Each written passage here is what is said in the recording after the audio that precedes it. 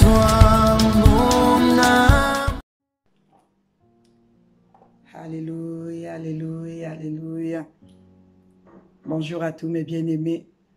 Voilà, avant de commencer cette vidéo, j'aimerais vous dire, vraiment, je suis désolée pour la qualité de l'image, parce que y a le soleil qui sort et puis ça s'éclipse, donc du coup, ça part, ça vient. Donc vraiment, veuillez m'excuser déjà pour la qualité de l'image, qui sera peut-être pas nette. Mais le plus important, c'est ce qui se dit. Donc, c'est le message. Même si tu vois pas bien, si tu me vois pas bien, mais c'est un peu de te concentrer à écouter le message. Gloire à Dieu. Voilà, je reviens avec une nouvelle vidéo qui va certainement frustrer d'autres personnes.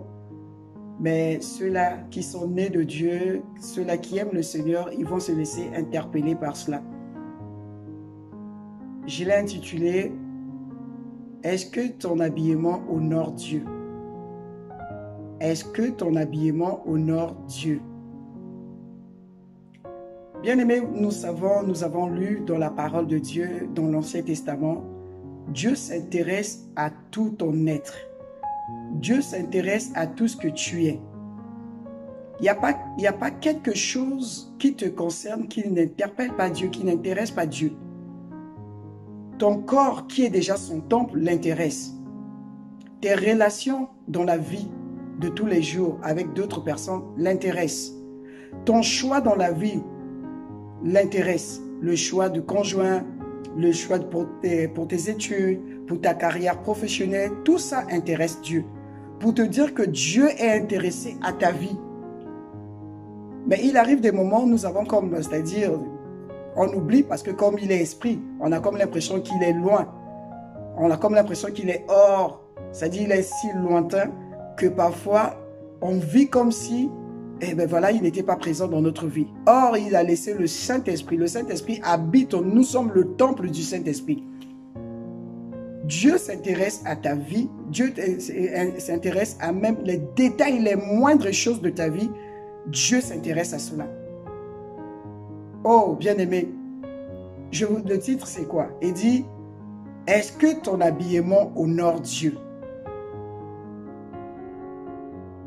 Je sais que en Afrique aussi, on ne peut pas épargner nos bien-aimés, nos sœurs en Christ qui sont, ou bien nos enfants qui sont en Afrique, ou bien même des femmes qui sont en Afrique. On ne peut pas les laisser de côté parce que le mouvement maintenant est partout. Le soleil, c'est une bonne chose. Dieu a créé des saisons. C'est lui qui est le maître des temps et des circonstances. C'est lui qui est le maître de tout. Même des saisons, c'est Dieu qui est à l'origine de tout. Ici en Europe, tout le monde soupire après le printemps et l'été. Parce que quand le printemps et l'été qui arrivent, tu es déjà content. Le fait de voir le soleil, tu es content. Parce qu'on est souvent dans les maisons, confinés, avant même cette maladie, confinés parce qu'il fait froid dehors. Tout le monde est heureux quand le soleil pointe son nez. Mais il arrive des moments, on se dit, est-ce que ça nous sert même est-ce que c'est bénéfique même pour nous, ces soleils? Parce qu'il y a d'autres personnes, je ne sais pas s'ils font exprès, ou bien parce qu'ils se conforment au monde actuel et leur liberté fait obstacle à la liberté des autres. Le soleil, c'est bien parce que ça nous apporte la vitamine D au corps. Quand le soleil arrive, tu n'as même plus besoin d'aller à la pharmacie parce que tu vas te ressourcer avec cette énergie que Dieu a donnée gratuitement à tout le monde.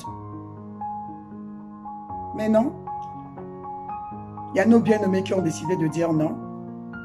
Ce soleil, c'est bien, mais quand ils sortent, il faut voir comment ils s'habillent.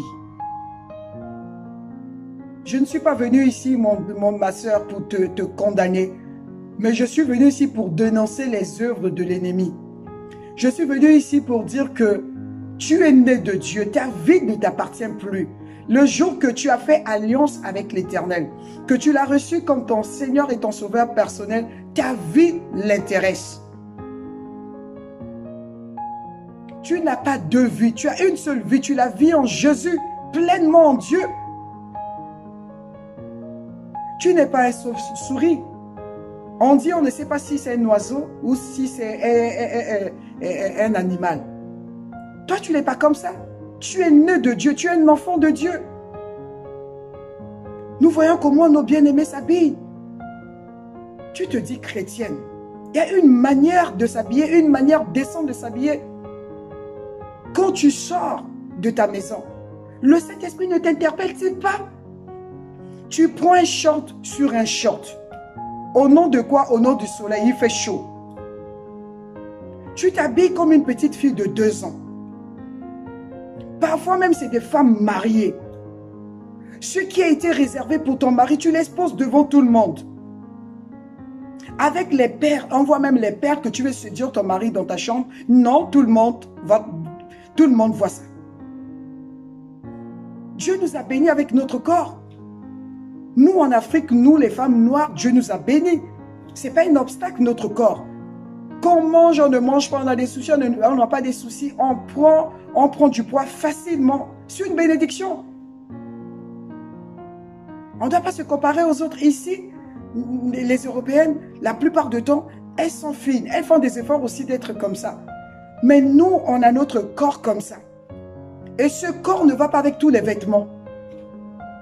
Quand tu prends short, tu mets ici, ma soeur, et que tu te permets de sortir de ta maison, le Saint-Esprit n'est pas là. Quel est ce Saint-Esprit qui te parle seulement quand tu es en prière? Quel est ce Saint-Esprit qui te parle seulement quand tu es à l'église?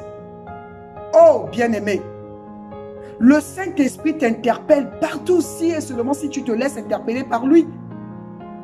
Il n'est pas limité seulement. Le Saint-Esprit, tu ne peux pas le limiter. Tu ne peux pas lui donner juste l'opportunité de te parler quand tu es en prière, quand tu pries pour quelqu'un, quand tu exhortes quelqu'un. Et quand tu t'habilles, tu ne l'associes plus. Tu fais ce que tu veux. Et voilà toi qui es dehors, qui veut témoigner de Jésus. La personne qui te voit déjà habillée, comme je ne sais pas, il va te dire, mais celle-là me parle de quoi là? Regarde comment elle-même elle est habillée. Elle et moi, il y a quelle différence? Tu es la lumière du monde. Tu es le sel de la terre. Tu es appelé à donner goût à la terre. Et c'est toi qu'on voit habiller le ventre dehors, les seins dehors. Tout ton corps est dehors. Parfois je plains des frères. Parfois je plains des hommes. Il sort de chez lui, il croise le sein dehors. Il croise toutes les femmes dehors. Il résiste à 1, 2, 3, 4, 5, il finit par tomber. Or, la parole de Dieu déclare que tu ne dois pas faire tomber ton frère. Mais tu le fais tomber quand il te voit comme ça en train de bouger ton corps là. Tu penses que lui, il est comment? Il n'est pas Dieu. Il y a le sang qui coule dans ses veines. Tu deviens une occasion de chute pour ton frère. Notre bien-aimée est Claire Bailly, en Côte d'Ivoire, la chante Claire Bailly que j'aime beaucoup. Elle a dit quand elle était dans le monde, quand elle s'habillait, c'était pour séduire. Intentionnellement, c'était pour séduire. Si tu regardes quelqu'un dans l'intention de le tuer, c'est ce que la parole de Dieu déclare, tu l'as déjà tué. Et quand un homme te regarde déjà devêtu comme ça, il a déjà couché avec toi. C'est pour cela qu'il y a des viols par-ci par-là. C'est pour ça qu'il y a des choses qui se passent. Et nous sommes étonnés. La parole de Dieu te demande d'inculquer la parole de Dieu à tes enfants. Qu'est-ce que tu inculques à tes enfants? Une manière de s'habiller qui ne donne pas gloire à Dieu. Hier, on a fait la vidéo sur l'idolâtrie, la manière de manger qui ne donne pas gloire à Dieu. Mais ta manière de s'habiller aussi ne donne pas gloire à Dieu. Oh, bien-aimé, que Dieu ne te trouve pas dans cette manière de vivre. Fais violence à toi-même. Ne te conforme pas au siècle présent. Tu vas me dire, oui, nous sommes au 21e siècle. Je fais comme tout le monde. Mais tu n'es pas tout le monde. Tu es un enfant de Dieu, rempli du Saint-Esprit. Tu n'es pas tout le monde. Tu es le temple. La Bible dit que ton corps, c'est le temple du Saint-Esprit. Le Saint-Esprit habite dans ton corps, ma soeur. Et si le Saint-Esprit habite dans ton corps, tu penses que le Saint-Esprit, il est content quand tu sors, tu laisses toutes les parties de ton corps dehors? Au nom de la modernité, au nom du 21e siècle, au nom de l'Europe. Et ceux qui sont en Afrique, au nom de la modernité, voilà, en Europe, je vois les films, on fait comme ça, moi aussi je dois faire comme ça. On copie tout. Mais si vous voulez copier tout, mais quand on laisse tout, acceptant qu'on acclame l'homosexualité, pourquoi vous voulez pleurer encore en Afrique? Qu'on acclame tout, puisque nous voulons copier les Blancs. Oh, bien-aimé, tu es né de Dieu. Jésus-Christ a payé le prix à la croix pour que toi, tu sois délivré de cette manière de vivre qui ne nous donne pas gloire. Je disais à l'introduction que Jésus-Christ s'intéresse même à notre vêtement, à notre manière de se vêtir. Il y a une différence entre un accoutrement et l'habillement. L'accoutrement, normalement, c'est porter des guenilles. Les choses qu'on t'impose, ça c'est donné pour les acteurs. Tu sais, les acteurs, quand ils tournent leurs films, on leur impose la manière de s'habiller. Et ils acceptent parce qu'ils jouent un rôle. Est-ce que toi, oui, donc tu es en train de jouer un rôle. Un rôle, mais qui n'est pas le rôle de Dieu, qui n'est pas le rôle d'un enfant de Dieu.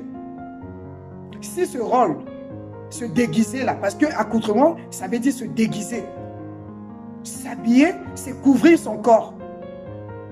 Mais mettre, c'est-à-dire accoutrement, c'est-à-dire mettre un vêtement que toi tu ne veux pas, mais qu'on t'impose. Donc ça veut dire que le diable t'impose une manière de s'habiller et toi tu acceptes. Si tu acceptes, tu es né de Dieu ou tu es né du diable? Point d'interrogation. Quand nous regardons dans Exode 28, nous n'allons pas le lire, vous allez le lire à la maison. Exode 28. À partir du verset 1, le verset 2, Dieu va parler à Moïse. Il va dire, mets-moi à part Aaron et ses fils. Pourquoi? Parce que ce sont des prêtres que Dieu avait choisis. Même leur manière de s'habiller, on reconnaissait Aaron et ses enfants grâce à leur accoutrement. Et, pardonnez-moi, à leurs vêtements. Et aujourd'hui, tu vas me dire, oui, Aaron et ses fils, c'était des sacrificateurs. Mais qu'est-ce qu'Apocalypse nous dit aujourd'hui? Nous sommes tous des sacrificateurs. Nous sommes des prêtres de Dieu. Alléluia. Tu as accès dans la présence de Dieu. On va te reconnaître aussi. On va t'identifier en tant qu'enfant de Dieu. Ta manière de vivre, ta manière de s'habiller, ta manière, oh bien-aimé, la pudeur même. Prends le dictionnaire. Regarde la définition de la pudeur. Un enfant de Dieu doit vivre dans la pudeur, dans la sobriété. Tu ne dois pas vivre ta vie comme ça. Comme si c'était une vie, je vis au brouillon. Après, je vais effacer, je vais gommer pour mettre au propre. Ma soeur, le temps que tu vas te réveiller pour mettre ta vie au propre, ton enfant a déjà copié. Parce que nos enfants, ce sont des éponges. Ils voient tout. Elle a déjà copié. Et demain, ne sois pas étonné. Tu vas payer le prix maintenant dans la prière. On a possédé mon enfant. On a fait ceci. Mais tu oublies que tu es en train de montrer l'exemple qui n'est pas bien à ton enfant. Ta manière de s'habiller, ta manière de parler, ta manière de vivre dans la maison, dans la société. Même nos sœurs de l'autre côté, les musulmanes, regarde comment elles se couvrent. Toi qui es rempli du Saint-Esprit, tu exposes tout et tu dis je suis rempli du Saint-Esprit. Parler en langue, c'est toi. Prier, des veillées de prière à l'église, c'est toi. Mais quand tu sors, ton accoutrement là, point d'interrogation. Nous allons lire 1 Corinthiens 10, le verset 23. Alléluia.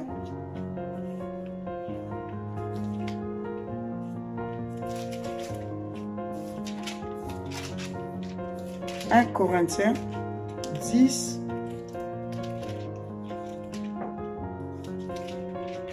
oui bien, parce que 1 Corinthiens 10 parle la même chose que 1 Corinthiens 6. Comme je suis arrivé à 1 Corinthiens 6, on va lire. Et dit, tout m'est permis, mais tout n'est pas utile. Tout m'est permis, mais je ne me laisserai pas dominer par quoi que ce soit. Alléluia. Tout m'est permis. Dieu t'a créé libre.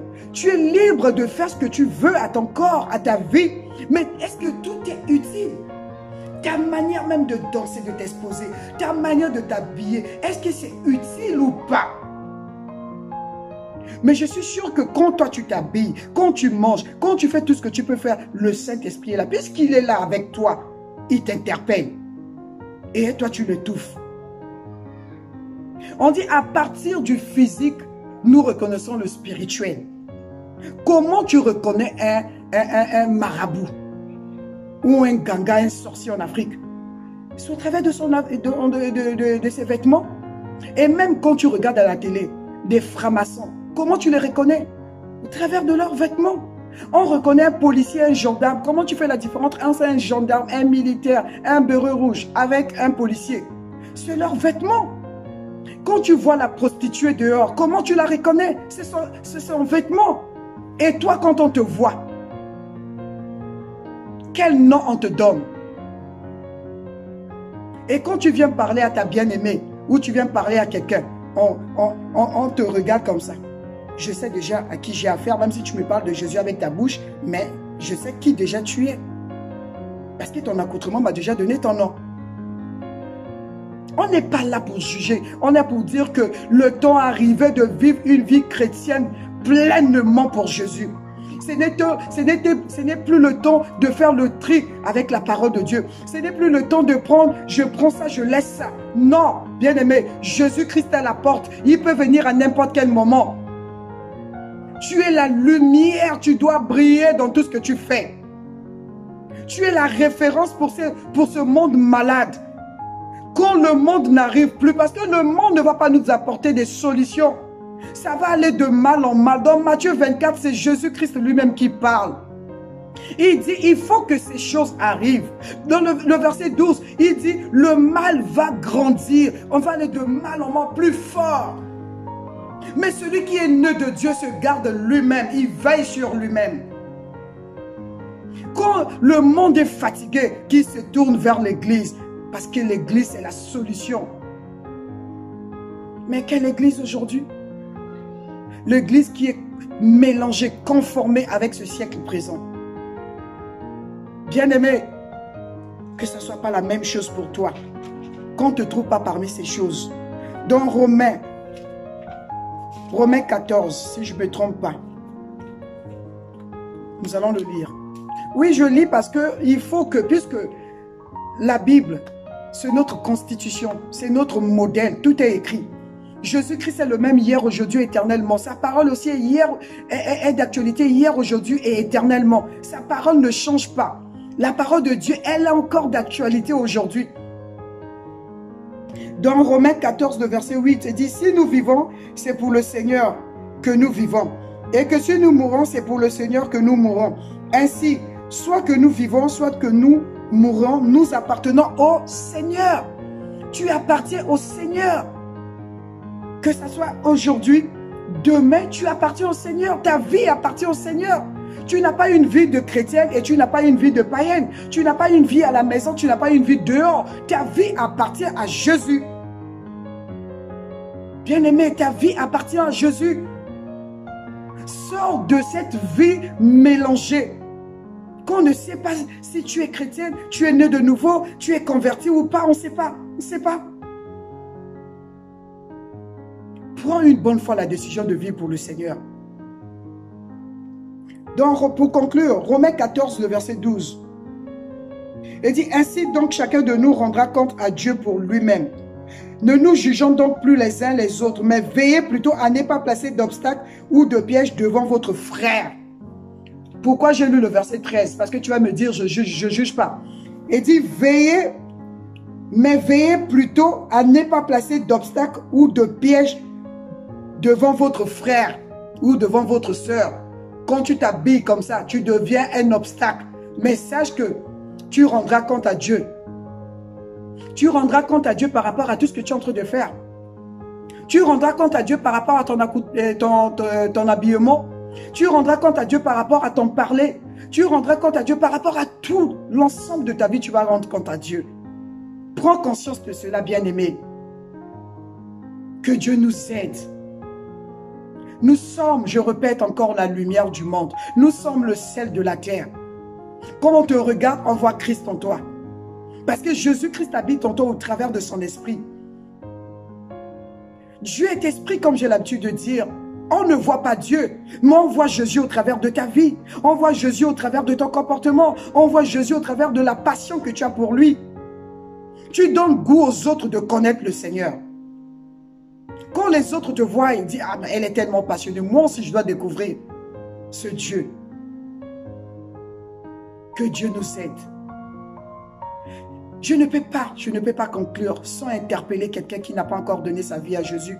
Ou celui qui est là, qui est en train de ramer, qui avait déjà donné sa vie aujourd'hui, mais aujourd'hui, il se retrouve dans des situations où il ne sait pas comment se relever. Jésus-Christ te tend encore la main aujourd'hui. C'est une charge que l'Éternel m'impose. Je dis, ce n'est pas pour moi un privilège de parler de Dieu. Mais si je ne parle pas de Dieu, malheur à moi.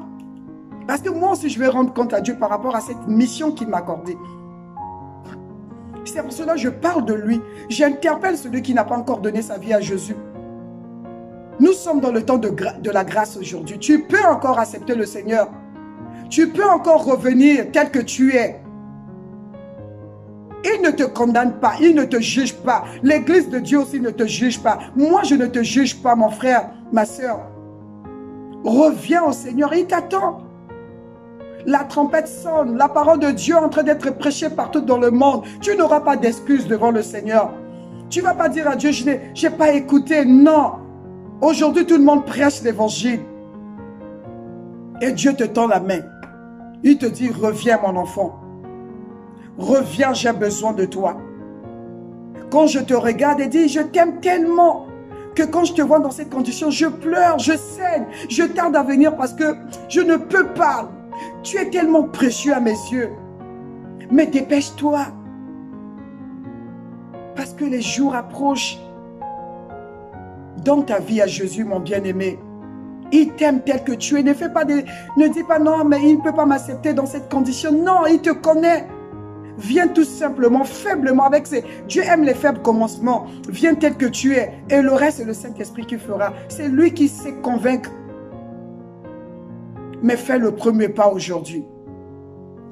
Alléluia. Vraiment, nous allons prier. Seigneur Dieu de gloire, je te dis encore merci. Merci pour ces moments parce que tu donnes l'opportunité à mon bien-aimé, tu donnes l'opportunité à mon frère, ma soeur de revenir vers toi. Il fait encore jour, mais je sais que la nuit approche où il y aura des grincements des dents, des pleurs, une séparation éternelle avec toi. C'est pour cela que je t'en supplie, Saint-Esprit de Dieu, toi qui peux convaincre les cœurs, toi qui as la capacité d'amplifier la parole qui sort de ma bouche dans le cœur de mes bien-aimés, touche le cœur de celui-là qui hésite encore et attire-le vers toi. Qu'il sache que demain ne lui appartient pas, que c'est aujourd'hui que tu lui donnes l'opportunité de se réconcilier avec toi. Je t'en supplie, papa, fais-le. Merci, Seigneur, pour celui qui a écouté ce message qui l'interpelle, pour dire qu'il a une seule vie. Cette vie est la vie pleinement pour toi. Donne-lui la capacité d'abandonner, de se conformer à toi, à ta parole. Vraiment, cet Esprit de Dieu vient stimuler la foi de quelqu'un. Visite mes soeurs, visite mes frères, visite ton église et attire-nous à toi. Merci Seigneur Dieu de gloire parce que tu fais encore des merveilles aujourd'hui, tu fais encore des miracles aujourd'hui. Je bénis mes bien-aimés, je ne cesserai jamais de les bénir parce que tu les as bénis depuis le commencement des temps. Que ton nom soit élevé au nom de Jésus que nous avons prié. Alléluia. Partagez la vidéo. Si ces vidéos vous font du bien, si ces vidéos vous interpellent, ne cache pas la vérité à l'autre.